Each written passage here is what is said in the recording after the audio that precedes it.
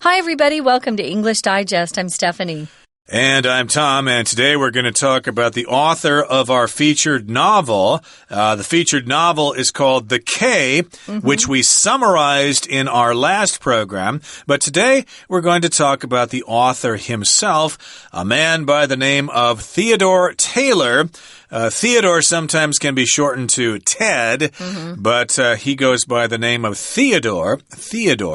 And I believe he died back in 2006 or something, but he lived during the war, World War II, you know, so of course he's probably, if he were alive, he'd be very, very old. But we're going to talk about his life, why he became a writer, and some of the other things he did with his life, and how he came to write our featured novel, The K. That's right. So let's dig in, guys. We're going to read through the article, and then we'll be back to discuss Theodore Taylor's life.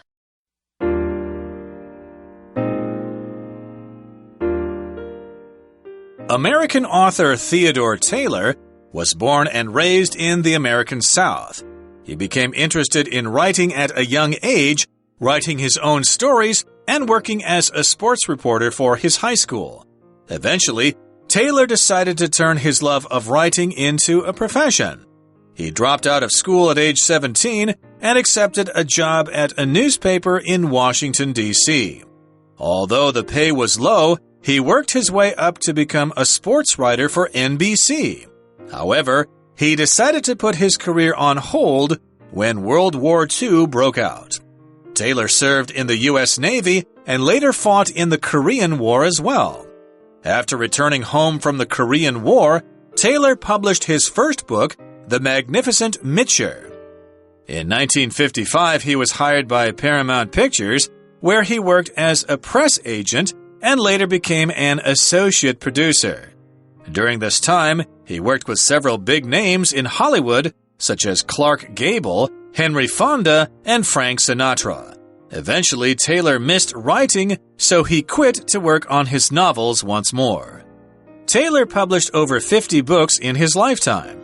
Rather than focusing on one subject, he wrote about a wide variety of topics. These included the assassination of U.S. politician Robert Kennedy, the biography of a Broadway composer, and several works of fiction. Some of Taylor's works were influenced by his own experiences of war.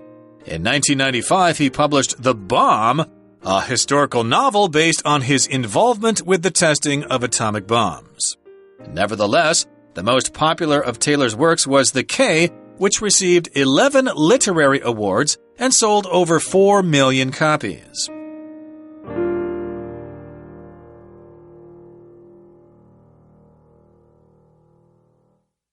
As we always do in our literature units, we talk about the author's life in the day 2 of the literature unit. So we're talking about Theodore Taylor. I was saying to Tom before we started, he was probably called Teddy Taylor. Could Such be, a cute name.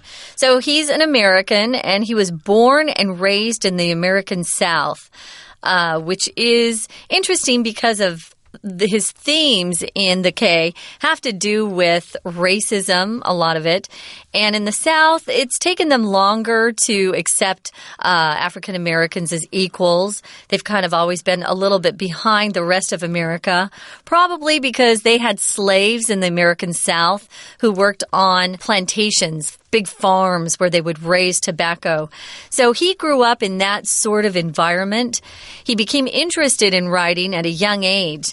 As a lot of authors do. They seem to find that they enjoy writing when they're, in elementary school, even junior high. And he even worked as a sports reporter for his high school. If you're in America, most high schools have their own newspaper. We did. And we had, the editor. He was a student who worked with a teacher, too. But we'd each have our own little areas. If you got the sports section, you got the best part, I thought. But you could interview, the athletes on the football team who were cute. That was my, all my intent on being on the newspaper was just to meet the cute people.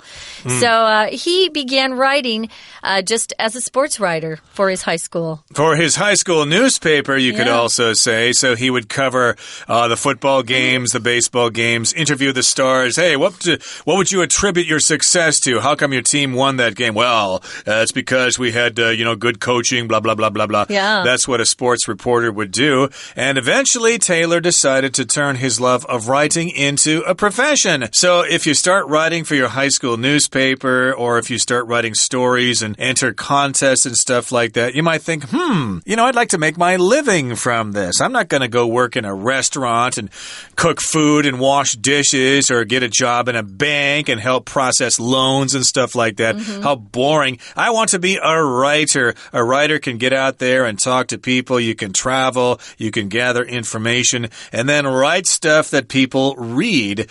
And so he wanted to turn it into his profession.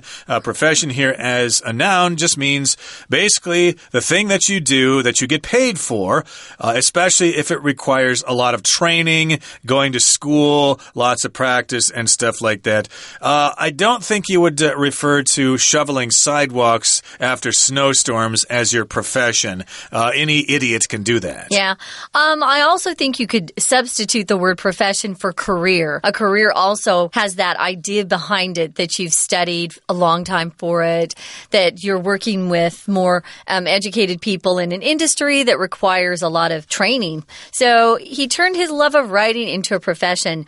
Most of us would love to turn some hobby into a profession or a career because you would love working. You'd love to go to work. Sure. He dropped out of school at age 17 and accepted a job at a newspaper in D.C. Now, he's pretty old. I was 17 when I graduated from high school, so he may have been a senior when he dropped out, perhaps. If you drop out of school, it means you quit going to school. He wasn't kicked out.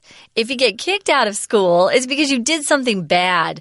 Maybe you yelled at a teacher or did something wrong, but they don't want you there anymore. But he decided to just quit school, so he dropped out and got a job at a newspaper in Washington, D.C. And back then, you really didn't have to have a degree to work. If you could just prove yourself that you're a hard worker and smart, you're okay. And sometimes you just can't pass up on an opportunity. Yeah. So he had this chance, hey, you can come to Washington, D.C., our nation's capital, and you can work at a newspaper here. Why should you finish high school? So that's what he did. He went to D.C.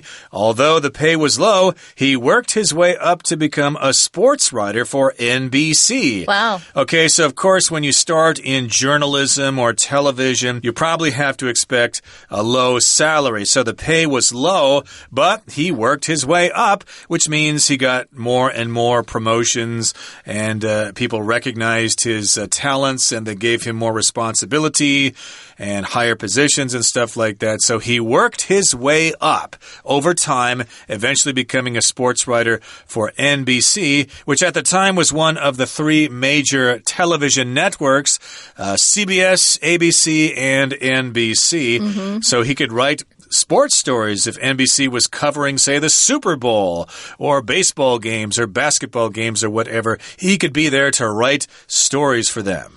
Or the Olympics, too. Sure.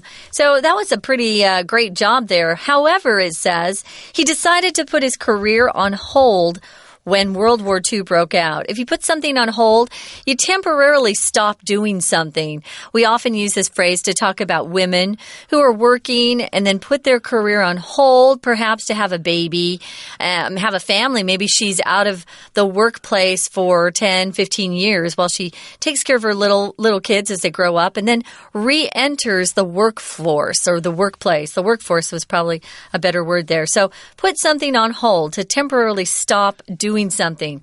Why did he do that? Well, World War II broke out. To break out means something suddenly happens. A fire can break out.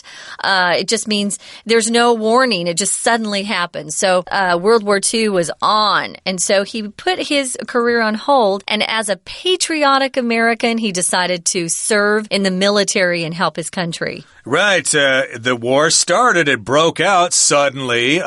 You could also break out of prison, for example, if you're a prisoner and you want to be free again. Or maybe maybe if you're a teenager, your face might break out. With acne, sometimes this happens. Don't worry, it won't last forever. But the war broke out, so he served in the U.S. Navy. That's the military that's in boats and stuff like that. Yeah, and he later fought in the Korean War, which, as you know, everybody took place, what, 1953? 50s, yeah. In the 50s, somewhere Good in for there. You. That was a war that took place after World War II, and a lot of people served in the Korean War. He went there as well and served there. I guess he was fighting against the North Koreans or the Chinese when they invaded, but everything sort of settled down. But the war technically isn't over. The Korean peninsula is still divided.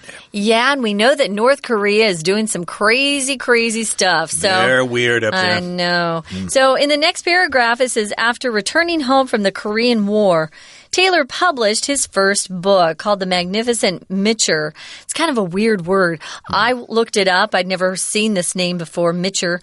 But just forget the T and the S. It's just Mitcher. We have a lot of words like that. I'm sorry.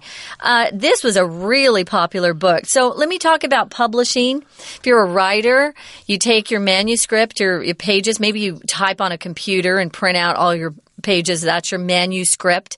And you take it to a publishing company and you hope they say yes, they're interested in publishing it. They'll be the ones who pay to have your book printed into book form and then taken to different stores and sold to the public. So he actually was pretty successful and published this book, and it won a lot of awards we're going to talk about later, though. Yes, indeed, and his career continued to blossom. In 1955, he was hired by Paramount Pictures, where he worked as a press agent and later became an associate producer. So I guess he went to Hollywood now.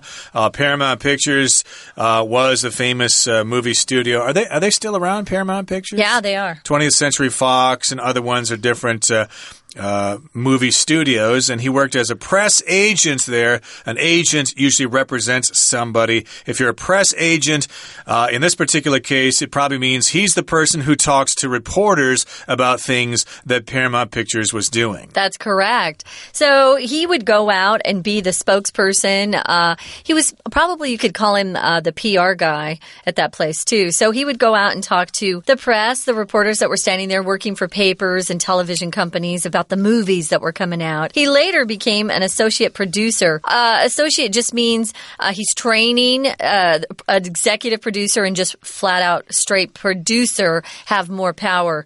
So if you just start out, they give you an associate producer title. They're the ones who are in charge of making sure everything on the set runs well. They make sure that the director stays on time. You know, he doesn't overshoot. He keeps within his budget. That's the kind of job they do. And we're going to talk more about him, guys. But first, we're going to listen to our Chinese teacher.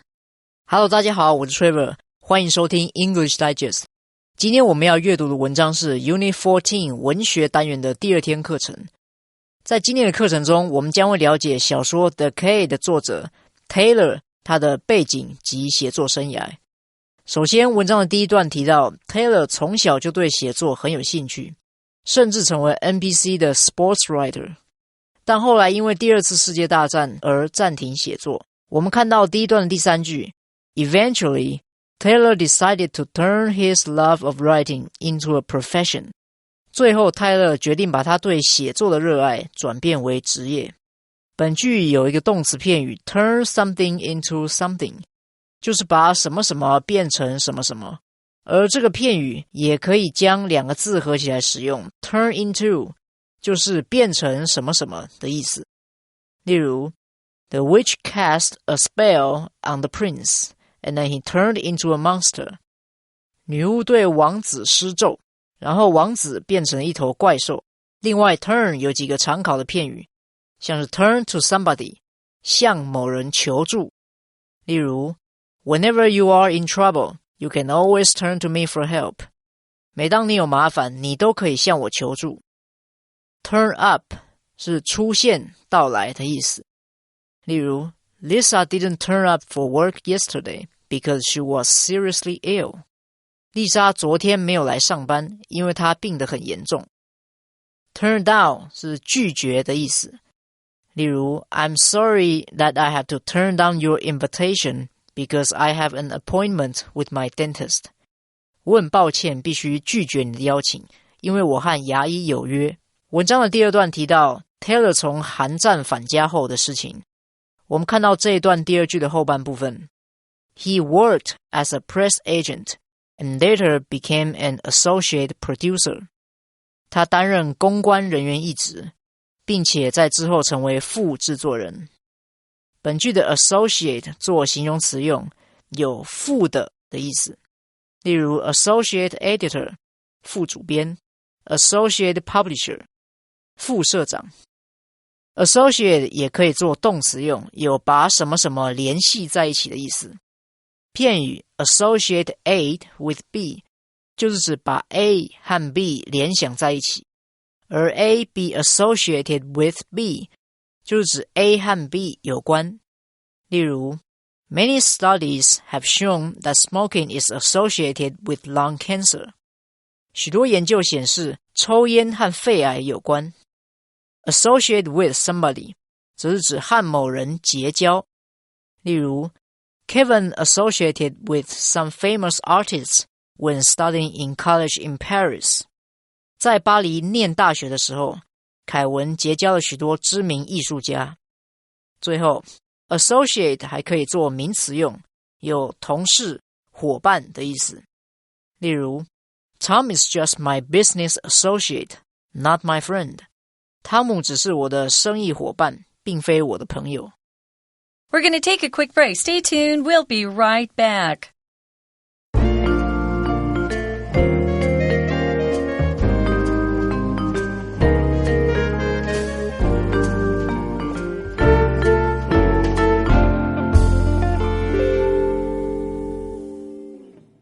Okay, everybody, let's continue talking about Theodore Taylor, the author of our featured novel this month, The K. And where we left off, we were talking about some of his accomplishments after the war. He served in the Korean War. He published a book. Then he started to work for Paramount Pictures as a press agent, and he later became an associate producer. And during this time working at Paramount Pictures, he worked with several big names in Hollywood, such as Clark Gable, Henry Fonda, and old Blue Eyes himself, Frank Sinatra. So, of course, Clark Gable was a famous actor. He was in What Happened One Night, Gone with the Wind, yeah. etc. And Henry Fonda, he was in The Grapes of Wrath and On Golden Pond. And Frank Sinatra was an actor, but mostly he's known as a singer. My Way, you know that song. I'm always asked to sing My Way when I go to karaoke. And so he worked with these famous people, of course, who are all dead now. And eventually, Taylor missed writing, so he quit to work on his novels once more. So, yeah, he was with all these Hollywood greats, but he thought, my original dream was writing. I want to get back to that. I want to be true to myself. So he quit working as a press agent and an associate producer and started to work on his novels once again. Taylor published over 50 books in his lifetime, which is amazing considering he didn't spend his whole career as an author. You know, he worked as a press agent and a producer in a movie company and also as a sports reporter. So he must have written pretty quickly. Some authors are quite slow in their process. He sounds like he was a very quick writer. So if you talk about something happening in someone's lifetime, there's no number of years. It just means from the time he was born to the time he died. So rather than focusing on one subject, he had a lot of different interests, I guess. So he had a wide variety of topics that he would write on. For example, he wrote about the assassination of U.S. politician Robert Kennedy, who was the brother of John F. Kennedy, our president, that was also assassinated. There were some assassinations going on in that period of time. Lots of people got shot. Yeah. J.F. Kennedy, Robert Kennedy, Martin Luther King Jr., Malcolm X. Yeah. They were all assassinated back in the 60s. And the question I have for you, Stephanie, is who killed Robert Kennedy? Who was his assassin? I don't know. What's his name? Sirhan Sirhan. Oh. That's a cool name because his first from? name, I don't remember. It sounds like he's from Iran or something? I don't want to right? say because I might upset somebody if they happen to be a terrorist or something. But in any case, he did write. He did write about the assassination of Robert Kennedy. Assassination is when somebody is shot by somebody, and we mentioned some famous assassinations in U.S. History. There haven't been a lot too much recently. Thank goodness. Although someone did try to kill President Ronald Reagan. Yeah, they did shoot him. Yeah, they did shoot him, but he survived. Wasn't that John Hinckley or somebody like that? Yeah, it was he was a crazy man. He was a nutcase. Yeah. He was had a crush on Jodie Foster and stuff like that. But that, of course, is another story. But it does involve an attempted assassination. Yeah. So he wrote a book about the assassination of Robert Kennedy. He also wrote a biography of a Broadway composer. A biography is just simply a book about a person. Broadway, of course, is in New York. That's where they produce all those plays and musicals and stuff like that. A composer is somebody who writes music for something. This would be a person, I guess, who wrote music for musicals. Yeah. That's reasonable, right? Yeah. Jules Stein was the composer. I wanted to know who it was, so I looked it up. Okay. So he was a composer. A composer is someone who writes music. And he also wrote several works of fiction. Fiction is when somebody has made up the story. It might contain some facts, that are true, but most of the story is from their imagination. Some of Taylor's works were influenced by his own experiences of war. Most authors do that. They write from their experience. They write what they know. A lot of writers are influenced by their own background, how they grew up, their childhood. So all of those things can influence the way they write. So a biography. I love biographies. It's one of my favorite things. Me too. By the way, I did look up the assassination of Robert Kennedy. You did. And you're right. And he was a 24-year-old Palestinian, and he actually shot other people, too. He hit Kennedy 3 times, and 5 other people were wounded. Wow, what a bad boy. Bad dude. But in any case, the point here is that Theodore Taylor did write a biography of a Broadway composer, wrote about the assassination of Robert Kennedy, and he also wrote several works of fiction. And again, as we said, some of his works of fiction were influenced by his own experiences of war. Remember, he was in the Korean War and World War II. In 1995, he published The Bomb, historical fiction based on his involvement with the testing of atomic bombs. Oftentimes, we just simply refer to nuclear bombs, the atom bomb, as the bomb. Who has the bomb? Well, Russia, the U.S., China, now India and Pakistan, they all have the bomb. Yeah, this is my favorite type of book, though, is historical fiction. It's written on a story that's kind of made up, but the setting is all real. So you learn a lot about history by reading historical fiction. Historical just means related to history. I love those books. And this one is based on his involvement with the testing of this awful atomic bomb. So he had a lot of life experience, this man did. This was in 1995, so he was writing as he got older, too. Nevertheless, it says, the most popular of his works was The K that we talked about in day 1 of our literature unit. And when you write good books, you get nominated for awards. And he won 11 literary awards. And he also sold over 4 million copies. So I could say he was pretty successful in his career. Indeed. And, of course, there are quite a few literary awards out there. The Pulitzer Prize, the Man Booker Prize, etc. You can win those. This book, however, was kind of written for young readers. So he probably won some prizes that had to do with young people's fiction, young people's writing, etc. And so these are literary awards, things that have to do with literature, books, and writing, and in this case, they are awards. And also the book sold quite a few copies, over 4 million copies. And also, I should mention that this was also made into a movie.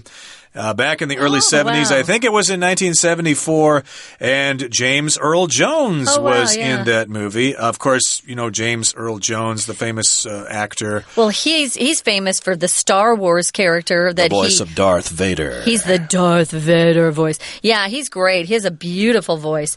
I just looked this up. I think this would be a perfect book for our listeners because the vocabulary would be within, you know, their ability. And if you see the cover of the book, it's interesting. I pictured Philip Older, but he's a boy. He is a boy. Okay. And he did win a lot of awards. Guess what? I was saying he published 50 books. He wrote the K in 3 weeks. Ooh. That's pretty fast for a work of fiction, right? Yeah, he's a really fast writer. But 3 weeks and he produced something that went on to win a lot of awards. So good for him. If we have any writers out there, it's easier sometimes to get your work seen these days because you can self-publish. You know, we have the internet, so you don't need to wait for publishing companies. But if you have a dream to be a writer, don't give up. Keep trying. Indeed. Keep trying. Someone may accept your book and publish it. And who knows, you might have your book made into a movie before too long. Okay, that brings us to the end of our lesson for today. We're going to hear from our Chinese teacher one more time. 文章的最后一段提到 Taylor 重新开始写作生涯后，出版了超过50本书，内容涵盖了各种不同的题材。我们看到这一段的第二句 Rather than focusing on one subject, he wrote about a wide variety of topics. 他就各式各样的主题写作，而非专注于某个题材。本句有一个片语 rather than 在此当作介系词片语，其后接名词或 VING， 相当于 instead of。例如 Peter admitted his fault immediately, rather than finding an excuse for it. 彼得立刻承认他的错误，而不是为错误找借口。Rather than 也可以作为对等连接词用，有是什么什么而不是什么什么的意思。其前后连接两个词性相同或结构对等的字词。例如 We are looking for vacations that are exciting rather than relaxing. 我们在寻找的是刺激的假期，而不是轻松的假期。另外，当句子有不定词 to 加动词的时候， rather than 后面所接的不定词 to v 的 to 通常可以省略。例如 Jack decided to spend all his salary for this month on this jacket rather than save some of it. 杰克决定将这个月的全部薪水花在这件夹克上，而不是存一些薪水。最后 rather than 也可以搭配 would， 表示宁可怎么样，也不要怎么样。句型为 would rather V1 than V2， 相当于 prefer VING1 to VING2。例如 The soldiers would rather die than surrender to their enemies. 这些士兵宁愿死，也不愿向敌人投降。以上就是今天的课程，我们下次再会。That's it for today, everybody. Thank you so much for joining us, and I know you're all looking forward to our next program when we're going to go back to our featured book, The K, and talk about some of the themes and ideas. Do join us then. From all of us here at English Digest, I'm Tom. I'm Stephanie. Goodbye. Bye.